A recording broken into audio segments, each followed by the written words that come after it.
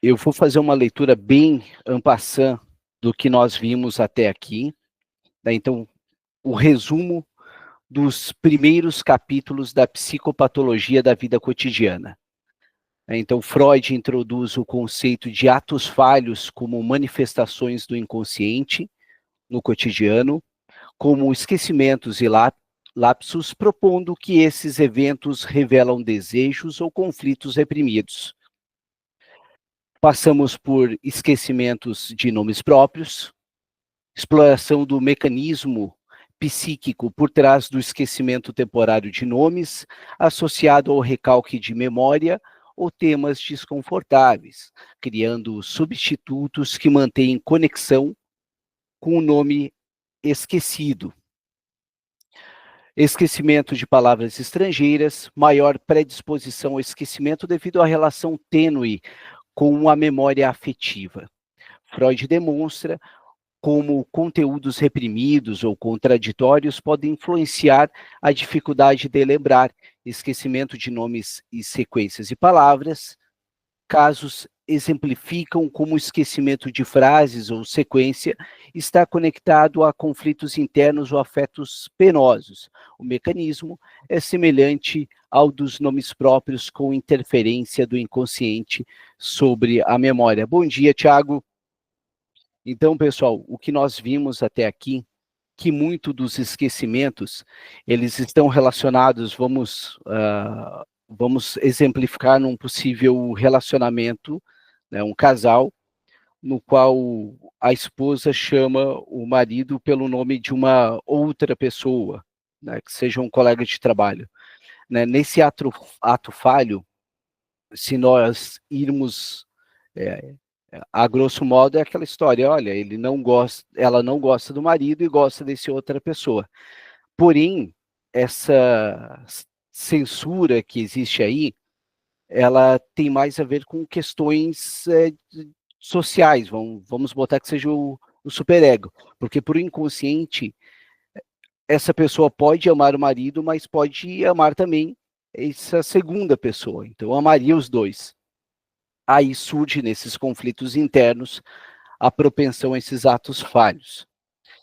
Eu gostaria de convidar agora os colegas, perguntar se os colegas têm alguma coisa para dizer sobre psicopatologia da vida cotidiana, o que nós vimos até agora. Alguém gostaria de pontuar alguma coisa antes de iniciar a leitura? Gostaria também de pontuar outra questão que é bem relevante sobre os atos falhos que nós vimos nessas 49 páginas anteriores. Que quanto maior o cansaço, maior a propensão a esses atos falhos, a esses esquecimentos também, tá? Então, o esquecimento, ele é muito relacionado a isso. Bom dia, Anísia, bom dia, Diana. Pessoal, alguém quer falar agora? Fale agora o cálice para sempre. Rose, por obséquio. Bom dia, Michel. Bom dia. Tudo bem? É interessante, né, que as pessoas vêm para a clínica preocupadas com essa questão do esquecimento, né? Até mesmo com medo de estar com algum problema físico. E eu sempre falo que realmente o estresse, ele está bem atrelado, né, ao esquecimento, porque a ansiedade elevada não permite recuperar a memória, né? Então, assim, que bom que fica bem claro isso, né, lendo Freud agora, para a gente não se enganar, né, não dar um diagnóstico errado ou falar alguma coisa indevida para o paciente, né? Isso é muito bom. Sim, sim, é verdade, Rose. E o Tiago também pontuou uma coisa, então podemos trabalhar a noite como uma estratégia, aproveitar o cansaço e pescar mais atos falhos? Olha, podemos partir desse pressuposto sim, Tiago. Né? Dá para para utilizar isso. O detalhe, a gente sempre tem que ter muito cuidado para entender até onde aquele sujeito suporta tais situações, né? É muito importante a gente ouvir o nosso analisando e verificar o quanto ele pode sustentar aquilo, né? O processo, o Freud, ele era muito direto, ele não tinha muito problema para ele, todos estavam em transferência, então ele dava devolutiva muito de início, mas na minha humilde opinião, eu acho que a gente deve ir respeitar também os processos, antes de somente ir despejando verdades de forma sádica, né? Importante considerar também que a noite é caótica, e quando mais ocorre em crise, também. Pessoal, eu vou iniciar então a leitura. Sintam-se à vontade para pontuar também, tá bom? Podem erguer a mão, abrir o microfone. Anísia, queres falar algo? Não, tranquilo. Tá, vamos Obrigada. lá então. De nada. Alisson, por favor. Não, com licença. Ponto algo que foi interessante, falou ali do questão do cansaço, para analisar isso, né? Acho importante sempre lembrar a questão da confiança para aplicar qualquer técnica, mas eu digo por mim, eu aplico sozinho essa técnica, quer dizer, processo meditativo, até, digamos assim, usando outra substância, LSD, por aí, rapé, todos esses. O que acontece? Se você utiliza a mesma forma de acesso a algum mecanismo psicoterapêutico, muito mais cansado, parece que chega em outros lugares. Quer dizer, não sei vocês, mas eu tenho a tendência, quando eu viajo, normalmente, eu não gosto de dirigir, então, assim, dirijo por 10, 11, 12 horas, eu chego num estado que eu começo a chorar, muito melancólico. Quando eu paro, eu começo a chorar. E até lembranças geralmente de coisas tristes, algo que me decepcionou, algo assim. Então, eu sempre usei esse estado para me autoanalisar. Então, quanto pessoa, baseada na confiança, eu acho que é bem válido, sabe? A pessoa está num estado frágil. É igual aquela ideia de bêbado e por aí vai. E o cansaço, eu acho que ele é mais conhecido dentro do mesmo padrão. Igual fazia isso normalmente uns anos atrás, quando o quê? Eu fazia musculação muito intensa na época. Aí depois de terminar, eu usava rapé. Pra quem não sabe, rapé tipo, é tabaco e cinza de casca de árvore. Mas é um processo que vai balançar sua pressão, é espiritual, por aí vai. E nesse momento era diário. Então, assim, era algo interessante a se analisar em mim mesmo. Nessa questão da artística, dos insights, por aí vai. Então, acho que é totalmente válida essa questão do cansaço para explorar seu subconsciente. Consciente. Até, Alisson, eu só devolveria, antes de voltar aqui à leitura, né, o quanto que tu disse, o quanto é cansaço no processo da viagem e o quanto pode ter alguma memória afetiva relacionada à viagem, né?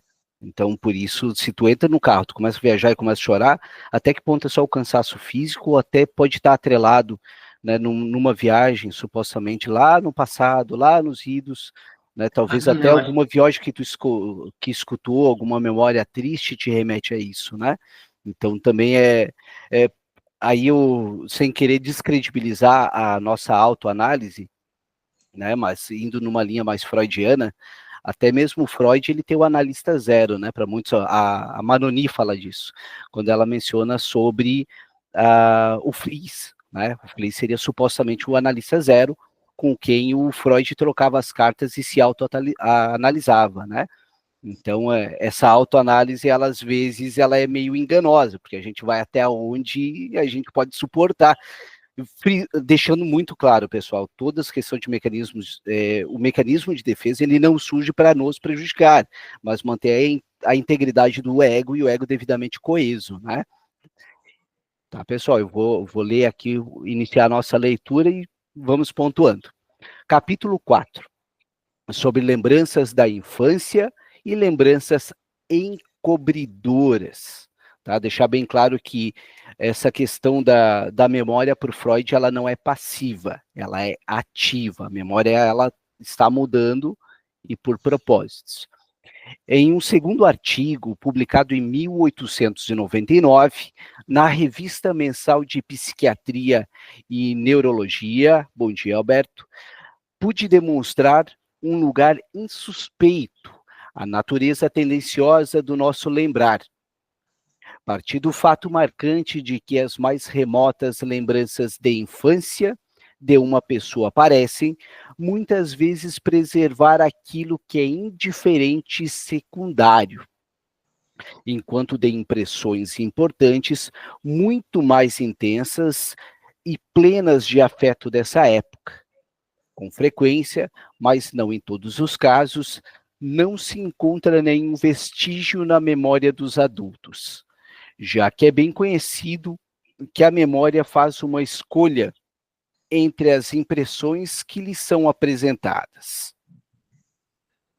Estaríamos aqui diante da suposição de que essa seleção se produz na infância de acordo com princípios inteiramente diferentes daqueles da época da maturidade intelectual. Portanto, lembre-se, o trauma no Freud ele é constituído de forma também muito psíquica. Não quer dizer que a pessoa propriamente sofreu um ato de abuso, mas como a memória interpretou isso, né? Tem esse ponto do trauma freudiano que diferencia do trauma ferenciano, por exemplo. Uma investigação aprofundada mostra, porém, que essa suposição é desnecessária. As lembranças indiferentes da infância devem sua existência a um processo de deslocamento. Na reprodução, elas são o substituto de outras impressões realmente significativas, cuja lembrança pode se desenvolver a partir delas, por meio da análise psíquica, mas cuja reprodução direta é impedida por uma resistência. Por que essa resistência dessa memória, né? O que essa memória poderia causar? Tendo em vista que elas devem sua conservação não ao seu próprio conteúdo, mas ao vínculo associativo de seu conteúdo com outro recalcado.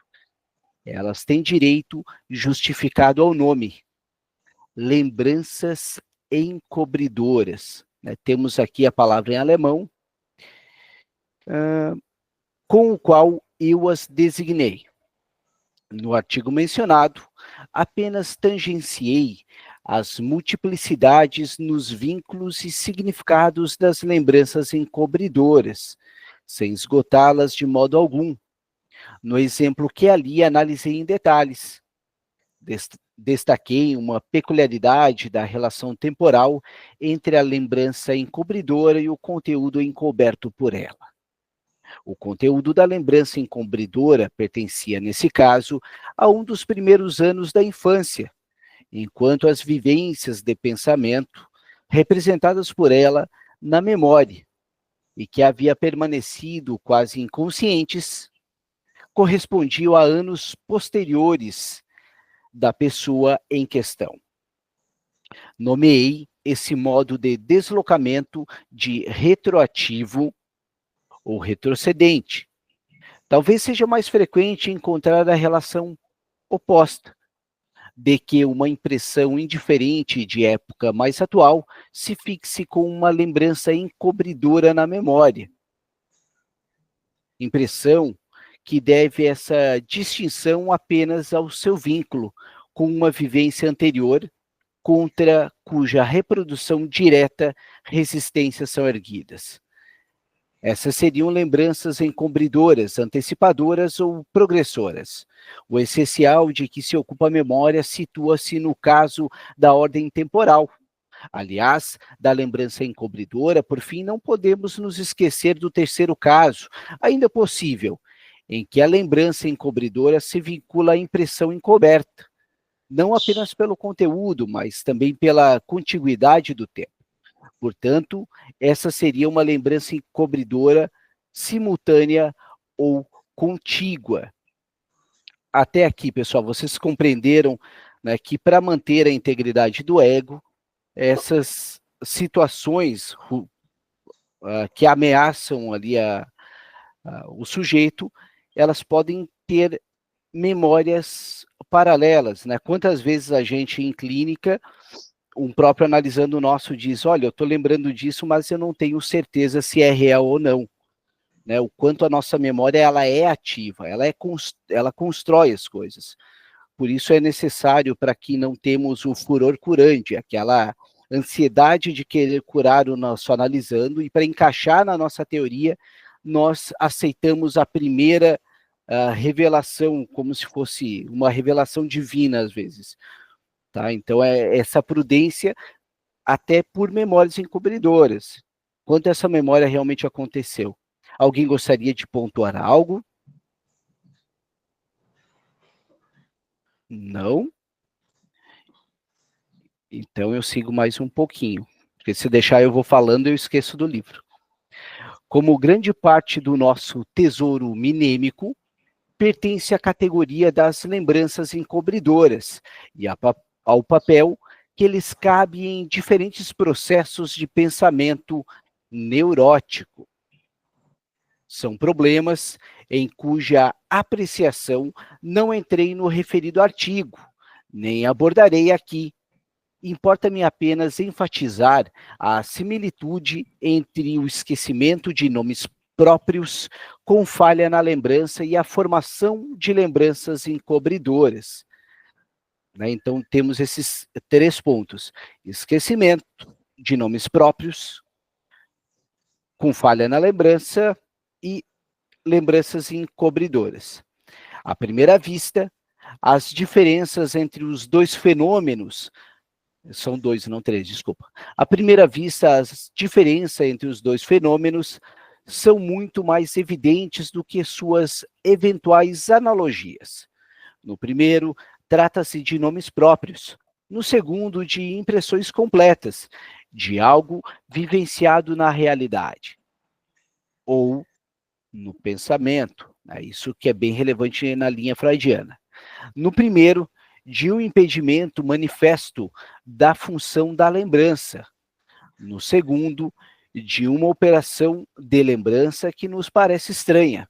No primeiro, de uma perturbação momentânea, pois o nome que acabou de ser esquecido pode ter sido reproduzido corretamente centenas de vezes antes e poderá voltar a sê-lo a partir de amanhã.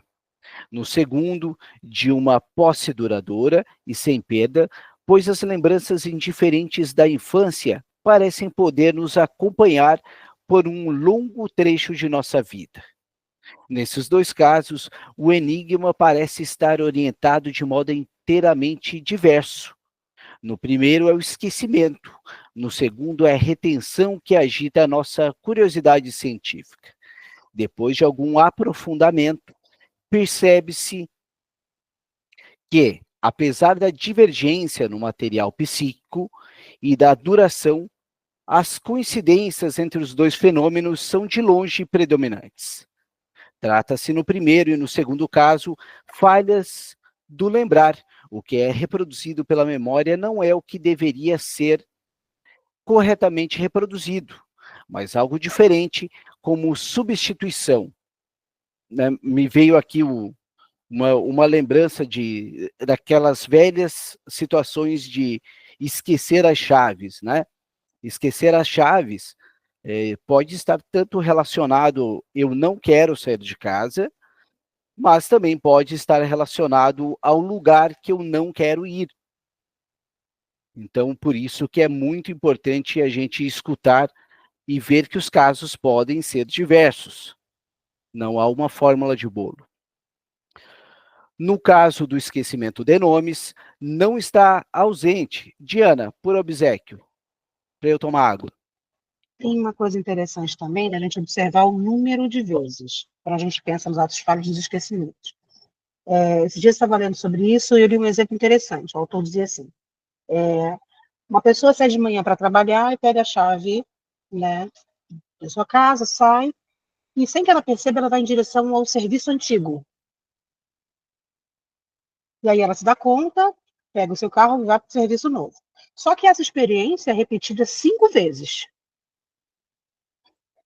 A primeira vez a gente pode até entender como um ato falho, mas das outras 5 vezes que isso acontece, a gente pode pensar nisso como um sintoma, né? Como algo que vai se presentificando ali de algo que ele ainda não entendeu por que acontece. E aí casa um pouquinho com o que você disse sobre a vontade de não estar num lugar, ao esquecer as chaves.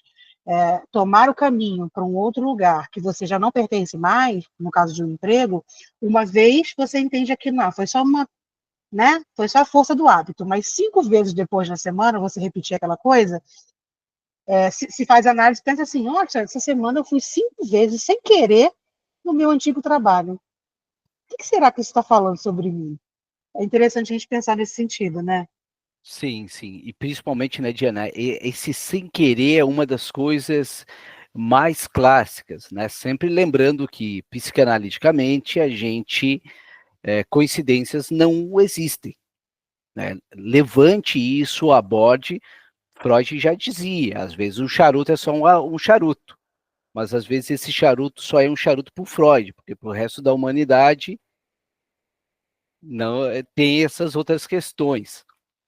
Né? Então, no caso de esquecimentos de nomes, não está ausente o trabalho da memória, na forma de nomes substitutos. O caso da formação de lembranças encobridoras fundamenta-se no esquecimento de outras impressões mais importantes. Em ambos os casos, uma sensibilidade intelectual nos dá notícia da interferência de uma perturbação. Só que, a cada vez, em uma forma diferente, no esquecimento de nomes, nós sabemos que os nomes substitutos são falsos. Nas lembranças encobridoras, nós nos espantamos por absolutamente as possuirmos. Se a análise psicológica, então, nos indica que a formação substitutiva se produziu nos 2 casos da mesma maneira, por deslocamento ao longo de uma associação superficial, são justamente as diversidades no material, na duração e no centramento dos 2 fenômenos que contribui para intensificar a nossa expectativa de havermos descoberto algo importante de validade universal. Esse universal afirmaria que o impedimento e a perda da função reprodutiva, bem mais frequentemente do que supomos, indica a interferência de um fator partidário, de uma tendência que favorece uma lembrança enquanto ela se esforça em trabalhar contra a outra, né? O quanto essa memória encobridora trabalha para eclipsar essa outra memória. O tema das lembranças da infância me parece tão importante e interessante que eu gostaria de lhe dedicar mais algumas considerações e vão além dos pontos de vista apresentados até agora. Até onde na infância as lembranças alcançam. Ó, agora começa a chegar na parte dos exemplos. Vamos ver se é aqui. Conheço algumas investigações sobre essa pergunta, como as de V e C. Henry e de Potwin. Elas mostram que há grandes diferenças individuais entre os investigados, pois alguns situam suas primeiras lembranças no 6º mês de vida. Olha só, pessoal, vocês observaram aqui, ó, primeiras lembranças no 6º mês de vida. Outros nada sabem de sua vida até completarem o 6º ou até 8º ano de idade. Aqui a gente entra um ponto bem relevante. Quando em clínica nós perguntamos qual é a memória mais antiga que você tem, ou qual a memória você tem de tal episódio, e a partir daí o sujeito nos entrega algo. Frente ao trauma freudiano, nós podemos pressupor que há uma amarração daquele trauma àquele episódio, que não propriamente ter acontecido ou não, mas a forma como ele interpretou, a forma como ele viu aquela situação, o traumatizou. Então, frente à clínica, vamos imaginar que a gente vai repetindo, visando desatar o nó naquela situação traumática. Então, até o trauma freudiano, nesse aspecto, nos auxilia para nós auxiliarmos o nosso analisando, lidar com essa situação. Alguém quer pontuar alguma coisa? Não? Seguimos mais um pouquinho. Mas a que se devem essas diversidades na retenção das lembranças da infância e que significado lhes atribuir? É evidente que não basta compilar o material para essas questões por meio de questionário. É necessário, então, realizar mais uma elaboração do material, da qual tem de participar a pessoa que fornece a informação. Penso que aceitamos com demasiada indiferença o fato da amnésia infantil. Penso que aceitamos com demasiada indiferença o fato da amnésia infantil, da perda das lembranças dos primeiros anos de vida, e deixamos de ver nele um estranho enigma. Esquecemos quão grandes são as realizações intelectuais e como são completas as moções de sentimentos de que é capaz uma criança de mais ou menos 4 anos. E que deveríamos, francamente, nos surpreender com o fato de que a memória dos anos mais tardios conservou, via de regra, tão pouco desses processos psíquicos, sobretudo por termos todas as razões para supor que essas mesmas realizações infantis esquecidas não resvalam pelo desenvolvimento da pessoa sem deixar vestígios, mas terão exercido uma influência determinante sobre todas as épocas posteriores. E apesar dessa incomparável eficácia, foram esquecidas. Isso aponta para condições de índole bastante especial do lembrar, no sentido da reprodução consciente, que escapam do nosso conhecimento até agora. É muito possível que o esquecimento da infância possa nos fornecer a chave para o entendimento dessas amnésias que, de acordo com as nossas mais novas descobertas, fundamentam a formação de todos os sintomas neuróticos. Essa semana, a Ana Beatriz Barbosa, quem acompanha o Lucas Napoli vai saber do que eu estou falando, deu uma declaração no podcast, no Flow, citando que a psicanálise, de certa forma, ela resumiu, simplificou ao extremo, dizendo que a psicanálise consistia em situações, traumas fabricados na infância. O que vocês acham? Vocês concordam com isso? Qual é o ponto de vocês? Vamos lá. Alguém quer debater, apresentar algo? Eu acho que boa parte da maneira como a gente funciona se organizou na infância. Existir já é um trauma, né? Existem ali alguns teóricos que vão falar sobre o trauma do nascimento, e Otto Rank, né, se não me engano. E aí, a maneira como a gente se organiza acontece nessa primeira infância, né? As nossas relações objetais ocorrem ali. A gente é construído, organizado a partir dessas nossas primeiras relações. Então, eu não sei se ela disse isso como uma forma de situar a psicanálise como algo obsoleto, né? Vamos supor que alguém escute isso e fala, eu tive uma infância maravilhosa, não tenho trauma nenhum. Tem gente que acha isso, né? E as memórias encobridoras, né, Diana? Exatamente. Então, assim, a pessoa não lembra. Então, para ela, de repente, ela teve uma infância maravilhosa. Então, porque a Beatriz era um pouquinho polêmica, né? E ela tem algumas questões aí que são levantadas, mas eu não sei qual foi o tom que ela puxou isso, mas, de uma certa forma, eu concordo com ela no sentido de que a gente se organiza psiquicamente na nossa infância. A gente funciona para o mundo a partir dessas nossas gerações primárias. Então, se for isso que ela quis dizer, eu acho que ela não está errada. Eu já passo para a Rose. Eu concordo nesse aspecto também, Diana, né? Mas a gente não pode negligenciar o nosso chamado trauma posteriori também, né? Então a gente não fica, a psicanálise não se reduz somente a essa primeira infância. Se estrutura, concordo, de gênero, número e grau, temos as fases psicossexuais aí que nos embasam, mas negligenciaríamos esse trauma posterior que surge. Passo a palavra para a Rose e em seguida para a Anísia. Rose, por favor. Eu acho que vai ser uma coisa redundante ou muito infantil a minha pergunta, mas se eu tenho uma memória encobridora, então eu classifiquei assim, primeiro trauma, segundo trauma. Então, sendo o segundo trauma encobridora, né? Então, assim,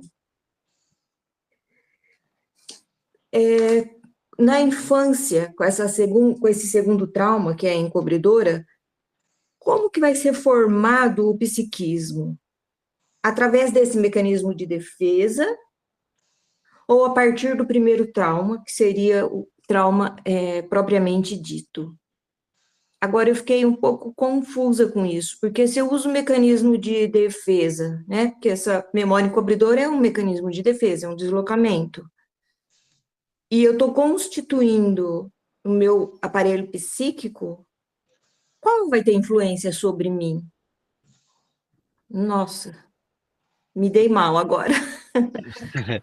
Tá, Rose, antes de passar para a Anísia ali, vamos só entender ali um pouquinho desse conceito ali do trauma, tá? Vamos supor que o trauma vai constituir na impressão que o sujeito tem daquela situação, tá? Um possível abandono que o sujeito teve. Vou elencar um caso mais radical, digamos assim. Imagina que eu vou generalizar o conceito de trauma, não propriamente nas memórias encobridores, mas uma menina, ela senta no colo do tio. Poxa, perverso polimorfo. Né? Ali a criança sente prazer sentando no colo do pai, do tio. Lá pelas tantas, a mãe chega para a menina e diz: meninas não sentam no colo de homens, isso é um absurdo, é horrível. A partir daí surge um conflito. Tá, mas espera aí, eu estou sentindo prazer com isso tá legal. E aí surge esse trauma posteriori, não é no ato que ocorreu a coisa, mas quando veio a fala depois que a traumatizou, o trauma posteriori. Tá? E vamos supor que a memória encobridora seria criar algo para conseguir conviver com aquilo, visando atenuar esse conflito que há. Conseguir explicar ou complicar mais.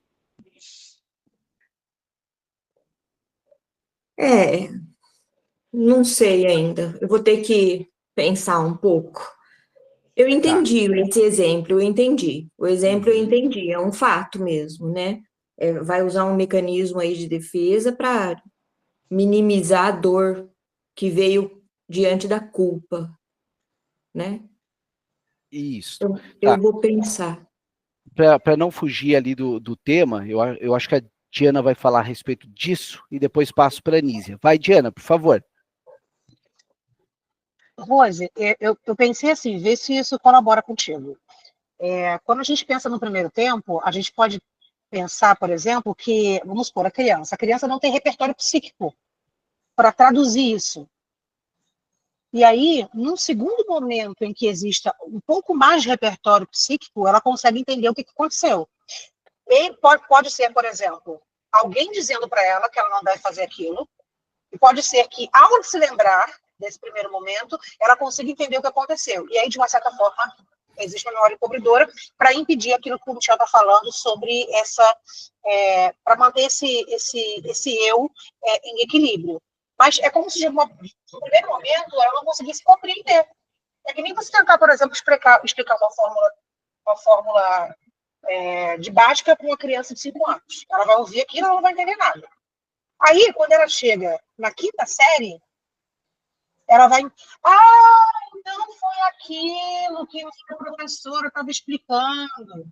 Claro que de um modo bem 5ª série de explicar, mas acho que dá para entender dessa maneira. É como se lá, um pouquinho mais na frente, ela tivesse mais maturidade para entender o que aconteceu primeiro. E aí, para se proteger, ela cria uma memória substitutiva para cobrir aquilo ali, como um paninho de prato, né, em cima de uma panela de uma comida recém-feita. Show, Diana, ajudou bastante. Acho que fez mais, foi mais didático do que o que eu apresentei. Anísia, por favor. A Diana já expôs tudo que eu estava em mente, assim, e com um pouquinho de dúvida. Eu acredito 100% que a forma como a gente lida com o acontecimento da nossa infância, conforme a gente vai crescendo, vai se desenvolvendo, né? E a compreensão de tudo que aconteceu com a gente é que nos torna o que a gente é hoje. Eu acredito nisso, sabe? É a lei da ação e reação. Então, eu vou estar compreendendo melhor as minhas reações diante de uma ação do outro também. E é muito interessante, quando eu estava fazendo Então, eu acredito realmente na Diana, lá no início, quando ela falou que a gente é formada, assim, que o nascimento, a nossa existência já é um trauma. Então, temos vários traumas, sim, para a gente poder até mesmo amadurecer. A forma que a gente vai compreender é de cada um. Eu estava assistindo a palestra da Maria Lúcia, e ela deu um exemplo de dois irmãos. O pai era alcoólatra e espancava a mãe, espancava eles. E era uma pessoa extremamente tóxica para a família. Um estudou e evoluiu, o outro não estudou e ficou igual ao pai. Aí foi perguntar, por que você é assim? Porque meu pai era assim. E o outro, eu sou assim porque meu pai era assim, eu não quero ser assim. Então, assim, os mesmos situações que cada um viveu, mas cada pessoa ela conseguiu obter uma absorção diferente sobre aquela ação daquele pai abusivo. Perfeito. Então, assim, o que tem em cada indivíduo? Nós somos separados, nós somos indivíduos diferentes um do outro e absorvemos as informações diferentes um do outro, mesmo vivendo na mesma família, né, com as mesmas reações do adulto, que poderia estar ali cuidando melhor daquela criança, daquele indivíduo ali, que não tem essa capacidade de tomar as próprias decisões, né, as próprias ações. Assim. Perfeito, Anísia, né? E daí é legal a gente levar para a clínica, quando o nosso analisando fala tal situação, né, que nós temos que ter a coerência, a humildade de ouvir o que ele quer dizer com aquilo. Né, entendendo que uma palavra isolada, ela não quer dizer nada, absolutamente nada. A gente precisa ter uma cadeia de significantes em questão. Né, devemos sempre lembrar ali o que é um quadro da Mona Lisa. Para algumas pessoas, ela está sorrindo, para outras está séria. Vai depender de onde tu senta, vai depender da tua percepção, e aí a gente entra no conceito que eu falei um pouquinho antes do trauma freudiano. Né, não é só o que aconteceu com o sujeito, mas como ele interpretou aquilo, né, como a Anísia nos exemplificou, a forma que um interpretou cada uma das coisas, né? Pessoal, para eu retomar aqui, eu só me perdi um pouquinho, eu vou voltar. Alguém gostaria de me auxiliar aqui em qual linha que eu parei? Se for no final do tópico mesmo? Foi isso? Foi depois de sintomas neuróticos? Eu vou voltar aqui um pouquinho, então. Sim, Michel. Foi isso? Vou voltar na última linha aqui. É muito possível que o esquecimento da infância possa nos fornecer a chave para o entendimento dessas amnésias que, de acordo com as nossas mais novas descobertas, fundamentam a formação de todos os sintomas neuróticos. Aqui é bem o que a gente está falando, né? O pilar constitutivo do sujeito nessa infância. Entre as lembranças de infância conservadas, algumas nos parecem perfeitamente concebíveis e outras estranhas ou incompreensíveis. Não é difícil corrigir alguns erros em relação às duas espécies. Se submetermos as lembranças conservadas de alguém ao exame analítico, é fácil constatar que não existe uma garantia para sua exatidão. Algumas das imagens da lembrança estão certamente falseadas, incompletas ou deslocadas no tempo ou no espaço. É evidente que os dados da pessoa investigada, tais como sua primeira lembrança, provir do segundo ano de vida, não são confiáveis. Acelerado. Penso que aceitamos com demasiada indiferença o fato da amnésia infantil, da perda das lembranças dos primeiros anos de nossas vidas, e deixamos de ver nele um estranho enigma. Esquecemos quão grandes são as realizações intelectuais e como são complexas as moções de sentimentos. Só tem um microfone ali aberto, tá, pessoal? Esquecemos quão grandes são as realizações intelectuais e como são complexas as moções de sentimento de que é capaz uma criança de mais ou menos 4 anos. E deveríamos, francamente, nos surpreender com o fato de que a memória dos anos mais tardios conservou, via de regra, tão pouco desses processos psíquicos. Sobretudo, por termos todas as razões para supor que essas mesmas realizações infantis esquecidas não resvalaram pelo desenvolvimento da pessoa sem deixar vestígios, mas terão exercido uma influência determinante sobre todas as épocas posteriores. E apesar dessa incomparável eficácia, foram esquecidas. Isso aponta para condições de índole bastante especial do lembrar, no sentido da reprodução consciente, que escapam do nosso conhecimento até agora. É muito além, é muito possível que o esquecimento da infância possa fornecer a chave para o entendimento dessas amnésias que, de acordo com as nossas mais novas descobertas, fundamentam a formação de todos os sintomas neuróticos.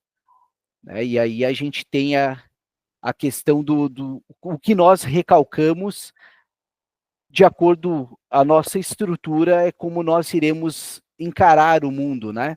Sempre frisando, pessoal, que não estamos tratando de patologias, estamos tratando, por isso que a gente não cura. Se não são patologias, não são doenças, logo não curamos, mas auxiliamos que esse novo sujeito que nasce em análise, ele vem a ser alguém que consiga lidar, né? Simplificando, falando de a grosso modo, mas visando desvelar algumas coisas para vocês, né? Frente ao incesto no Édipo, o neurótico obsessivo, ele vai ir para o pensamento, ele vai recalcar, a pulsão volta em um sintoma em questão de pensamento. O histérico no corpo e o fóbico ele vai mandar para um objeto, ok? Eu finalizo na 53, no início do capítulo Entre Lembranças, para a gente dar continuidade a semana que vem, e esses minutinhos que restam, eu gostaria de abrir a palavra aos colegas que queiram nos dizer, né, concordam com essa parte, discordam, têm um outro ponto de vista, o que vocês têm a me dizer sobre essas 3 páginas que lemos. Bruno, por obséquio. Boa tarde, bom dia, né? Bom Eu dia. acho interessante, assim, a forma como o Freud escreve, que muitas vezes parece que ele está não escrevendo de fato assim, uma teoria, mas documentando as investigações que ele está fazendo. Então, muitas vezes ele fala uma coisa, depois ele volta atrás, ou então, às vezes, ele se questiona sobre alguma coisa que ele está pensando ali. E voltando um pouco sobre o que você falou da moça que falou lá no Flow, sobre os traumas da infância, né? Eu acho que, assim como o Freud mesmo fala, a gente tem que ler ele entendendo ali essa segunda cena, o, os processos que ele tá usando para investigar e para entender o que é que está acontecendo ali, eu acho que são muito mais importantes do que algumas conclusões que ele às vezes encontra, que na época fazia muito sentido era um pouco literal, assim, mas eu acho que para ler Freud hoje a gente tem que abstrair um pouco sobre aquilo que ele está falando. O que você acha? Vocês concordam? Bruno, é importante esse tipo de indagação, muito importante, concordo contigo na situação provocativa, acho muito válido, né? Até mesmo porque se nós não questionarmos, então, levando para outras áreas, né, do senso comum, né, áreas dogmáticas, como algumas religiões, que não podemos contestar nada, então a gente estaria fazendo um desserviço à, à própria psicanálise que visa essas indagações, né? Aí a gente pega no pensamento da dialética hegeliana. Temos uma tese, temos uma antítese visando uma nova síntese, né?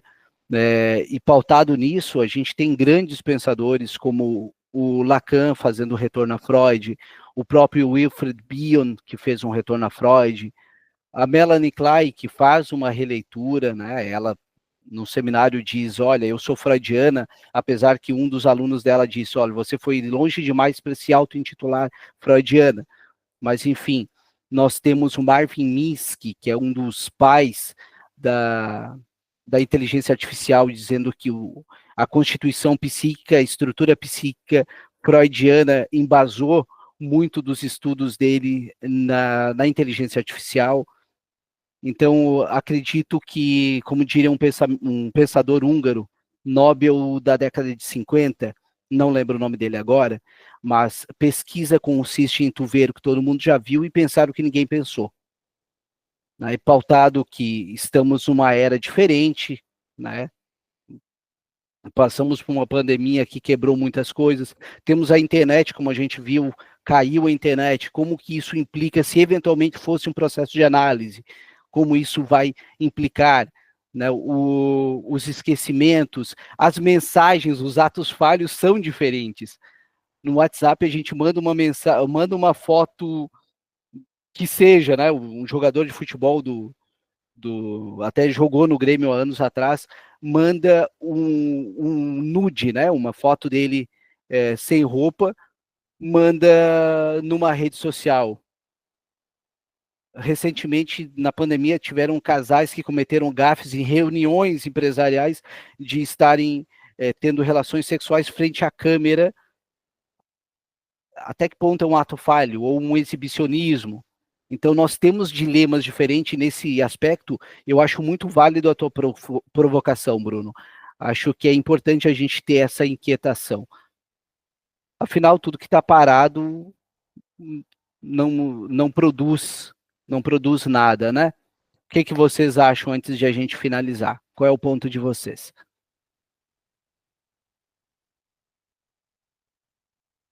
Dou-lhe uma, dou-lhe duas, dou-lhe três. Não havendo ninguém que queira fazer uso da palavra, agradeço a presença dos colegas. Obrigado pela participação de todos. Segunda-feira que vem a gente retorna. Anísia, por gentileza, faça as considerações finais, Anísia. Nossa, já é meu primeiro dia. Bom, obrigada a todos, né, pela experiência de vocês. Adorei. Segunda-feira estarei de volta. E gostei muito, aprendi muito e espero aprender cada vez mais com vocês. Obrigada. Obrigado. Vamos partir aí do conceito do Thomas Ogden, terceiro analítico, simplificando ele, né? Vamos imaginar aí, temos uma cor azul, outra vermelha, né? A minha opinião azul, a de vocês vermelha, a gente pode gerar uma cor roxa. Né? Eu acho que é isso que deve ser o pensamento do conhecimento. Pessoal, obrigado. Eu já estou 3 minutos atrasado para minha paciente. Se ela não fugir, estou no lucro. Tchau. Tchau, gente. Tchau, muito obrigado.